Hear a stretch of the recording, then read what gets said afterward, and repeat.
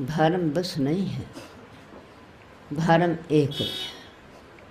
इसीलिए उमा स्वामी आचार्य और हमारे और जितने पूर्व आचार्य हुए हैं, उन्होंने कहा कि जैसे मोक्ष मार्ग एक ही है, समुद्र ज्ञान चारित्राणी वो वचन होते भी मोक्ष मार्ग एक ही, मार्ग की नहीं, मार्ग एक ही। उसी प्रकार उत्तम क्षमा मार्दव आर्जव शौच सत्य संयम तत्यागा किंचन ब्रह्मचार्याणि धर्म, धर्म नहीं धर्म एक वचन है। ये सब 10 धर्म के लक्षण है, धर्म 10 नहीं है, धर्म भिन्न भिन्न नहीं होते, धर्म एक ही है। और ये धर्म के 10 चिन्ह है कि हमारे अंतरंग में धर्म की ज्योति कैसे जगह, किन कारणों से जगह, क्षमा से जगह, कि मार्दव से जगह, कि आर्जव से जगह। क्यों क्षमा मार्दव आर्जव ये जीव के भाव है।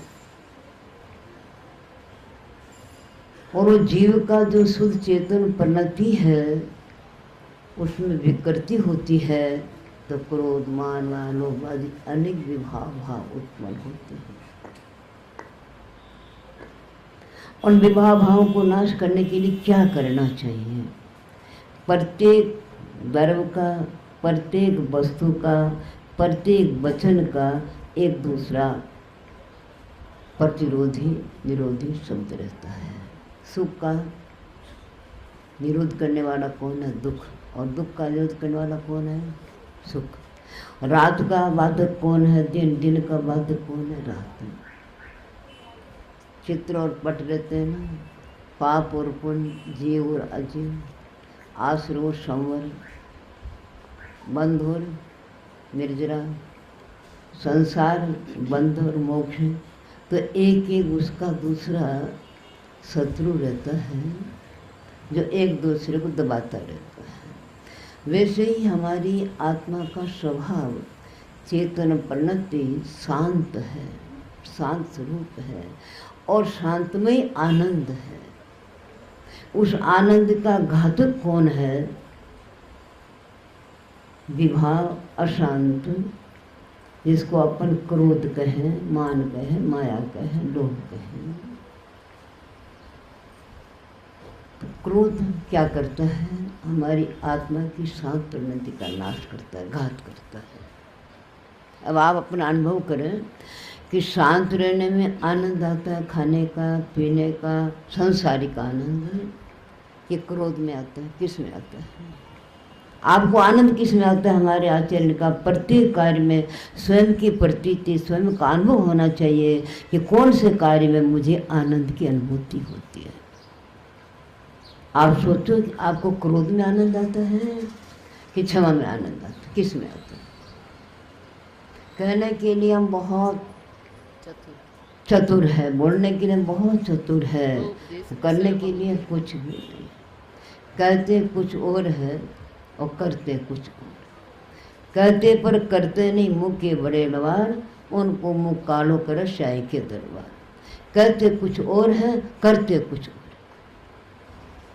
जो कहते हैं उसका कुछ अंश तो करना चाहिए कि नहीं करना चाहिए? हम बोलते हैं, आज प्रातः काली माता जी समझा रहे थे, बोल रहे थे, क्या बोला था आज पूजा में? क्या पढ़ा था? कुछ पढ़ा होगा। क्या दुखदाई है, क्या सुखदाई पढ़ा था? क्या कुछ क्या पढ़? पीड़े दुष्ट अनेक, बांध मार बहुधि करे, धरे क्षमा विवेक, कोपन कीजिए प्रीत। पढ़ा था ना कि पीड़े दुष्ट अनेक, संसार में बहुत दुष्ट पुरुष है और हमें पीड़ा दे रहे हैं। उस पीड़ा में क्या करना चाहिए? कोप करना चाहिए कि क्षमा रखना चाहिए?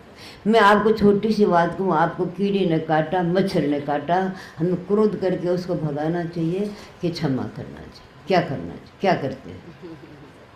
क्या करते हैं?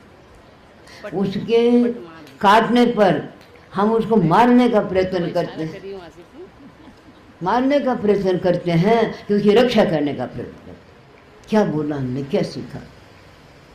पीड़े दुष्ट अनेक, बांध मार बहुबुद्धि कर, धरे क्षमा विवेक, कोपन कीजिए प्रीति।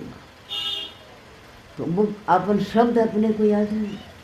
और यदि ये तो छोटे कीड़े की बात है, यदि कोई प्राणी बड़ा हमारा गुजर को, कोई माँ हो बाप हो, कोई दुष्ट हो, हमें घर से निकाल दे, गाली दे, तो क्या करना चाहिए?